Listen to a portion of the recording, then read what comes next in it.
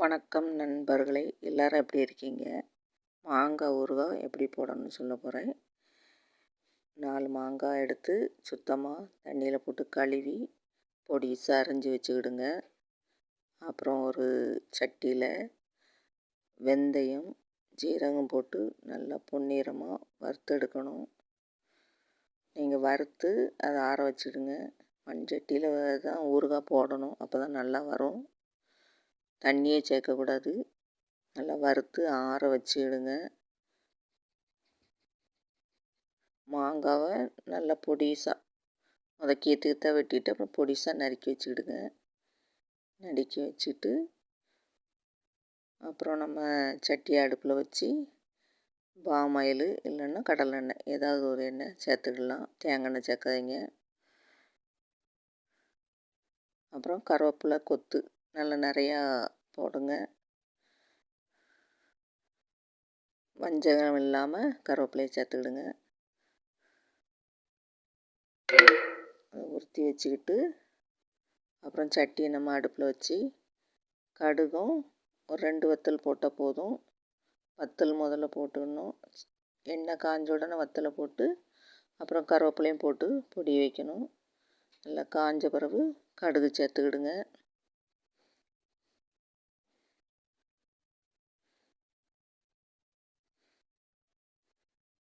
கடுகு போட்டு பொடிஞ்ச உடனே நம்ம வெட்டி வச்சுருக்க மாங்காவை சட்டியில் போட்டு நல்லா கிண்டி கிளறி விடுங்க.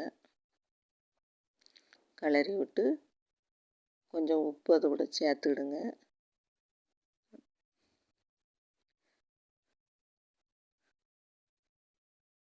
கிளறி விட்ட பிறகு உப்பு போட்டு திருப்பி ஒருக்கா போட்டு நல்லா கிண்டி கிளறி விடுங்க.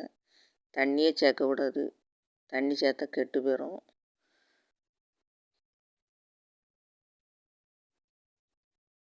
அப்புறம் நீங்கள் இந்த வெந்தயத்தை மிக்சியில் போட்டு நல்லா பவுட்ரு பண்ணி வச்சுக்கிடணும். அப்புறம் உப்பு சேர்த்துக்கிடுங்க. வசக்கணுன்னு உப்பு சேர்க்கணும், அப்போ தான் கொஞ்சம் நல்லா வேகும். உப்பு அதில் நல்லா மாங்காய் நல்லா உப்பு பிடிக்கும். முதல்ல உப்பு தான் போடணும்.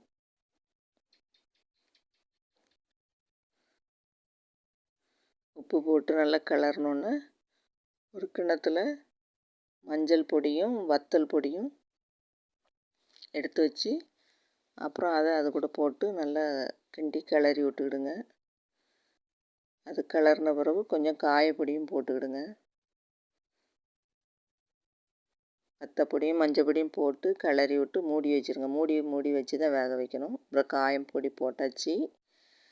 காயப்பொடியும் போட்டு நல்லா கிளறி நல்லா விட்ட உடனே ஓரளவுக்கு நல்லா வெந்துடும். வெந்த பிறகு நம்ம அந்த இந்த வெந்தயமும் சீரகமும் அரைச்சி பவுட்ரு பண்ணி வச்சுருக்கதை போடணும். கொஞ்சமாக போட்டுவிடுங்க, நிறைய போட்டால் கசப்பு தன்மை இருக்கும். காணாட்ட 2 வாட்டி போட்டுக்கலாம். நீங்கள் அதை நல்லா போட்டு திருப்பி வேக வச்ச பிறகு நல்லெண்ணெய், நல்ல சுத்தமான நல்லெண்ணெய் சேர்த்து நல்லா கிண்டி கிளறி விட்டுட்டு மூடி வச்சு ஒரு 5 நிமிஷம் விட்டுட்டு அப்புறம் நல்லா கிண்டி விட்டுருங்க. அப்புறம் எடுத்து சாப்பிட்டு பாருங்கள், சுவையாக இருக்கும். பிடிச்சிருந்தால் லைக் பண்ணுங்கள், ஷேர் பண்ணுங்கள், சப்போர்ட் பண்ணுங்கள். கிடவே செய்யாது. ஃப்ரிட்ஜில் வைக்கணும்னா மண் சட்டியில் தான் வைக்கணும், அப்போ தான் நல்லா வரும். மண் பாத்திரத்தில் வைங்க, அதிலே வச்சிடலாம். நீங்கள் ஒரு வாரத்துக்கு ஒருக்கா லைட்டாக சூடு பண்ணால் போதும். வணக்கம்.